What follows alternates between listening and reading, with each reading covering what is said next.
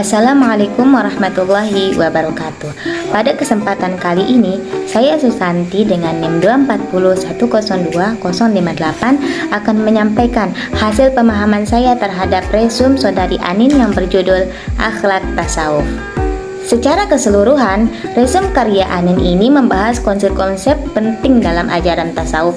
Di antaranya adalah fana, fakir, fard, firar, dan firasat, serta beberapa istilah lain yang berhubungan dengan kebersihan hati seperti gofil, ghaibah, gibah, gina, girah, dan gurbah. Selain itu, resum ini juga memaparkan kisah tokoh besar sufi, yaitu Imam Al-Ghazali. Pertama, konsep fana dijelaskan sebagai proses lenyapnya ego manusia sehingga yang tersisa hanyalah kesadaran akan Allah.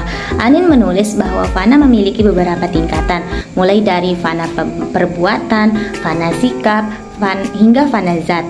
Ini menunjukkan bahwa sufi melewati perjalanan jiwa yang panjang untuk sampai pada kesadaran ilahi yang murni. Selanjutnya, fakir diartikan bukan sekadar miskin harta, tetapi miskin dalam arti spiritual, yaitu menyadari bahwa manusia tidak memiliki apapun selain Allah. Anin juga mengutip ayat Al-Quran dari surat Muhammad ayat 38 yang artinya Allah Maha Kaya, sedangkan kalian fakara. Ini menegaskan bahwa kefakiran yang dimaksud adalah kerendahan hati di hadapan Allah. Kemudian fard dibahas sebagai pengalaman spiritual yang bersifat pribadi, di mana seseorang mendapatkan ilham langsung dari Allah tanpa perantara guru atau tarekat. Anin menjelaskan bahwa pengalaman ini bisa memperkuat iman jika tetap sesuai dengan syariat, namun bisa menyesatkan bila keluar dari batas ajaran Islam. Resum ini juga menyinggung hubungan antara tasawuf dan filsafat. Anin menjelaskan bahwa filsafat masuk ke dunia Islam melalui pengaruh Yunani dan Persia. Tokoh-tokoh seperti Al-Kindi, Al-Farabi, Ibnu Sina, dan Al-Ghazali berperan besar dalam menggabungkan rasionalitas dan spiritualitas.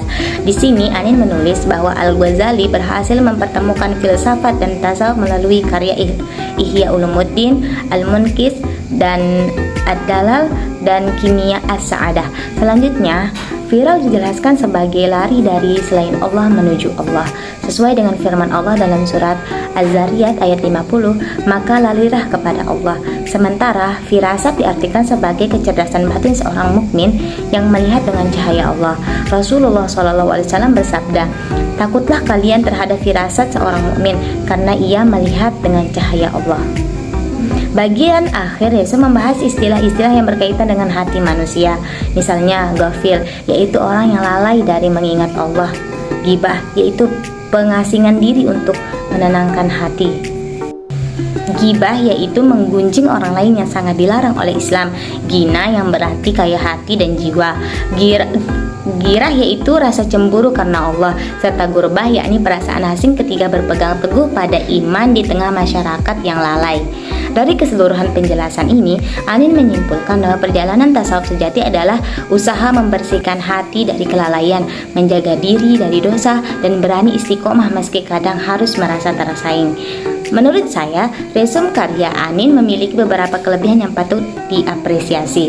Yang pertama, penulisannya sangat runtut dan padat makna. Urutan pembahasan disebut sistematis, dimulai dari konsep yang paling mendasar hingga menuju tingkatan spiritual yang tinggi. Kedua, bahasanya ilmiah namun tetap mudah dipahami. Anin mampu menulis dengan gaya bahasa akademik namun tidak kaku sehingga pembaca awam pun bisa mengerti maknanya. Ketiga, resum ini menunjukkan pemahaman pribadi yang reflektif. Beberapa bagian tampak bukan hanya hasil membaca tetapi hasil renungan pribadi. Misalnya saat membahas gina dan girah.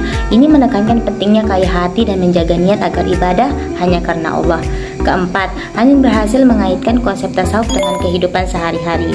Ia menegaskan bahwa tasawuf bukan hanya teori, tetapi praktik membersihkan hati dan menjauhi hal-hal yang mengotori jiwa seperti gibah dan kelalaian. Namun, tentu saja masih ada beberapa hal yang bisa diperbaiki. Pertama, resume ini terlalu padat dalam satu paragraf panjang. Akan lebih baik jika dibagi menjadi beberapa subjudul agar pembaca bisa memahami dengan lebih mudah.